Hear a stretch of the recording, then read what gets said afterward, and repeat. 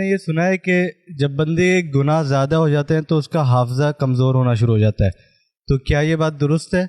اور ساتھ میں یہ بھی ارشاد فرما دیں کہ حافظہ مضبوط کرنے کا کوئی طریقہ۔ حافظہ کمزور ہونے اور مضبوط ہونے دونوں کے اسباب ہوتے ہیں۔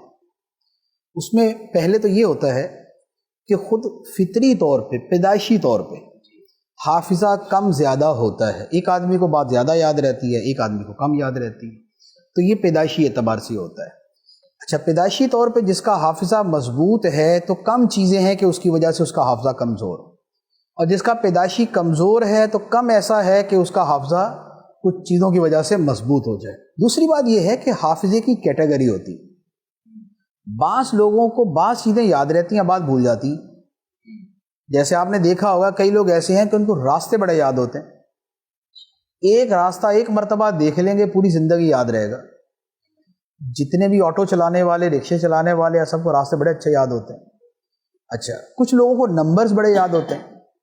ابھی تو موبائل میں نمبر آ گئے نا، ایک زمانہ تھا کہ نمبر یا لکھے ہوتے تھے یا زبانی یاد ہوتے تھے، تو ایسے لوگ ہوتے تھے، چھوٹی ڈائریاں ہوتی تھی، تو ایسے لوگ ہوتے تھے کہ جس کا نمبر بولے ٹھک کر کے سنا دیتے تھے۔ اچھا، کئی وہ لوگ ہیں جن کو اشعار بڑے یاد ہوتے ہیں، کئی لوگ وہ ہیں جن کو واقعات بڑے یاد ہوتے ہیں۔ فلاں جگہ پہ ایسا ہوا تھا، وہاں پر یہ بندہ بیٹھا ہوا تھا، یہ والی چیزیں بھی ہوتی ہیں۔ بعض لوگ اس میں کمزور ہوتے ہیں کہ کسی کو واقعہ نہیں یاد رہتا، یا کسی کو شعر نہیں یاد ہوتا، یا کسی کو نمبر نہیں یاد ہوتا، یا کسی کو راستہ یاد نہیں ہوتا، اور بڑے یعنی کہ دلچسپ قسم کے واقعات ہوتے ہیں۔ تو اس کا ایک تعلق جو ہے نا وہ تو کوئی فطری مزاج کے ساتھ ہوتا ہے۔ اب اس کے بعد اگلی بات کہ حافظہ مضبوط کرنا یا حافظے کا کمزور ہونا، تو دیکھیں لازمی بات ہے کہ حافظہ جو ہے اس کا تعلق بہرحال ہمارے برین کے ساتھ ہے، برین کے سیلز جو ہیں، خلیے جو ہیں، اس کے ساتھ ہے۔ وہ خلیے متاثر بھی ہوتے ہیں، کسی کے سر پہ چوٹ لگتی ہے سارا کچھ ہی بھول جاتا ہے، بعد کا دوبارہ لگتی ہے سارا یاد آ جاتا ہے، ٹھیک ہے۔ اچھا، تو اسی طریقے سے بعض غذائیں ایسی، بادام ہے، اخروٹ ہیں، اس طرح کی چیزیں بندہ زیادہ کھائے تو حافظہ بہتر ہونا شروع ہو جاتا ہے۔ اچھا، کھٹی چیزیں زیادہ کھائے تو حافظہ کمزور ہونا شروع ہو جاتا ہے۔ تو یہ ہے ظاہری اسباب۔ اسی طرح باطنی اسباب بھی، باطنی اسباب کا تعلق کچھ ظاہر کے ساتھ ہے، کچھ باطن کے ساتھ ہے۔ جیسے کیا ہوتا ہے، جو بندہ بہت زیادہ افراتفری کا شکار ہے نا، اس کا حافظہ کمزور ہو جاتا ہے۔ جو بندہ نیند نہ پوری کرے اس کا حافظہ کمزور ہو جاتا ہے۔ جو بندہ نیند پوری کرے اور افراتفری نہ ہو، ہر چیز بڑے تحمل سے کرے تو اس کا حافظہ صحیح ہو جاتا ہے۔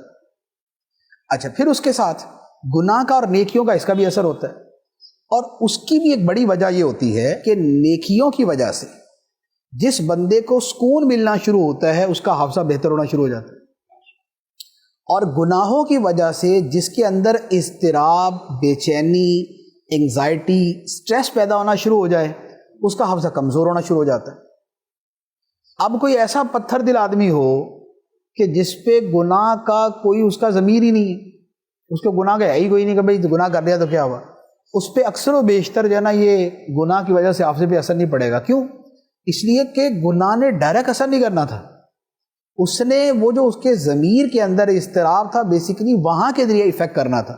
جب وہ نہیں ہے تو اثر بھی کوئی نہیں ہے۔ لیکن چونکہ عام طور پہ مسلمان کو گناہ پر افسوس ہوتا ہے، نیکی پر خوشی ہوتی ہے، تو نیکیوں کی کثرت حافظے کو اچھا کر دیتی ہے، گناہوں کی کثرت جب وہ حافظے کو ڈاؤن کر دیتی ہے۔ اس کے وظائف بھی استاد صاحب ہوتے ہیں کچھ اپنا حافظہ مضبوط کرنے کے؟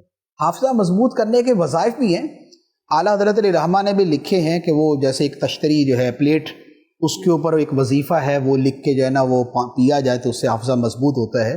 اچھا، اسی طرح سورہ یوسف یہ اگر یاد کر لی جائے تو اس سے بھی حافظہ مضبوط ہوتا ہے۔ بلکہ علماء نے لکھا ہے کہ جس نے قرآن پاک حفظ کرنا ہو پہلے سورہ یوسف یاد کرے، اس سے باقی قرآن پاک یاد کرنا آسان ہو جائے۔ اچھا، اسی طرح درود پاک سے حافظہ مضبوط ہوتا ہے، اسی طرح مسواک کرنے سے حافظہ مضبوط ہوتا ہے۔ تو یہ والے اچھا، پھر اس کا تعلق بعض اوقات کے ساتھ بھی ہوتا ہے۔ جو شے فریش مائنڈ صبح تہجد میں فجر کے بعد آپ کرتے ہیں وہ آپ کو زیادہ یاد ہوتی، کیونکہ فطری طور پہ آلودگی نہیں ہوتی، کوئی پولوشن نہیں ہے، کوئی ڈسٹربنس نہیں ہے، تو اس وقت بندہ جو یاد کرتا ہے وہ زیادہ یاد ہوتا ہے اس سے. تو یوں اس طرح کے اور بھی اسباب ہوتے ہیں.